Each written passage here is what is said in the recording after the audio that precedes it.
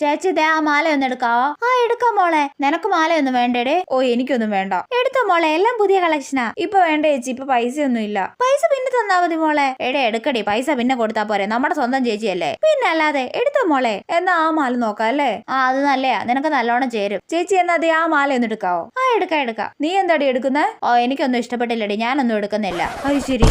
കോളേജിന്റെ മുന്നിൽ ഇങ്ങനെ ഒരു കടയുള്ളത് എത്ര നല്ലതല്ലേടി. നീ നിർബന്ധിച്ചിട്ടാ ഞാൻ ആ മാല എടുത്തേ. ഇതെങ്ങാനും എന്റെ വീട്ടിൽ കണ്ട അമ്മ എന്നെ അപ്പ ശരിയാക്കും. ഷടാ. എടി അങ്ങോട്ട് നോക്കല്ലേ. എന്താടി? ദേ നമ്മുടെ കോളേജിന്റെ മുന്നിലെ ഷോപ്പിലെ ചേച്ചി. അതിനെന്താ? ഞാൻ ആ മാലയുടെ പൈസ കൊടുത്തിട്ടില്ല.